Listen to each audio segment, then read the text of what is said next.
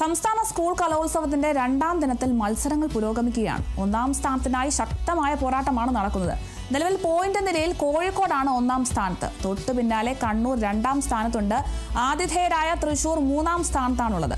സ്കൂളുകളിൽ പാലക്കാട് ആലത്തൂർ BSS ഗുരുകുലം higher secondary സ്കൂളാണ് സ്കൂളുകളിൽ മുന്നിൽ. നാടോടി നൃത്തം, മാർഗം കളി, ഒപ്പന തുടങ്ങിയ ജനപ്രിയ ഇനങ്ങളും അരങ്ങേറും.